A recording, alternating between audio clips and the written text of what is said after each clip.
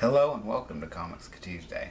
And today I'm going to be catching up on some topics that I haven't covered yet. Here we go. First up, Spider-Man is sticky all over his entire body.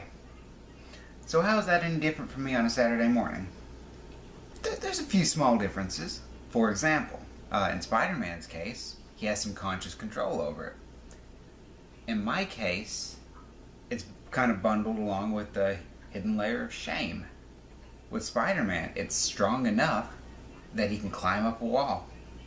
In my case, it's strong enough that those Cheeto crumbs are just there all day long.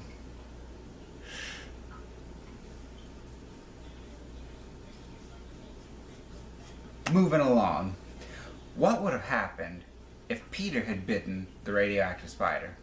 Some things would change. The way it originally happened, the spider bites Peter and injects its venom into his bloodstream. The venom is radioactive, causing it to bond to Peter's own genes, mixing the spider and the man, making something greater. So if he was the one that bit the spider, for one, why would you do that? Also, it changes the whole dynamic, because now instead of the venom going into the bloodstream, it would just be bits of spider into the digestive system. But it's still radioactive, so he'd still get the radiation, but without the bonding of the spider genes, so cancer and or radiation sickness. Just don't go biting spiders. It's dumb. At the Xavier School, how do they prevent students from bullying the fellow students with unfortunate powers? Well, given the nature of the school, it's my opinion that all the students there know what it's like to be persecuted and alienated, ostracized, hated.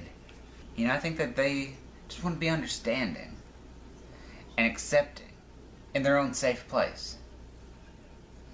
Also, you have Professor X who's like, you know, reading minds, goes, oh, don't bully that child like you're considering. Then they just got Wolverine. I don't want to upset Wolverine, and honestly, bullying an XMen would be a bad idea. What does Wolverine smell like? So Wolverine, he's an athletic fellow. Safe to assume that he gets some sweat going on, especially in his full costume. So I think it's safe to say that he smells like a sweaty dude sometimes, you know, just like pure ass and sweat and some more ass. But what if I were to tell you I believe that there is a particular odor that Wolverine has even more frequently than Sweaty Man? Yes, I think even more frequently Wolverine probably smells like newborn baby. I know. But imagine a baby, newborn, and they've never been scrubbed down with soap and water. They haven't even had their first meal.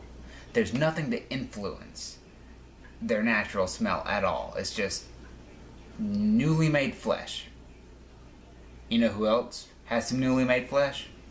Wolverine. Because keep in mind, this dude has a healing factor. And he gets a lot of mileage out of it. So imagine something like this happens to him. Moments later, he's walking around. That skin's totally new. Thus, newborn baby smell. That's just about it for this week. But be sure to come back next time, cause on the next Comics Tuesday, it's time for Santa Claus. Jolly old Saint Nick. Unless you've been naughty, then the video won't load. Until then, have a lovely assortment of winter holidays. And thanks for watching.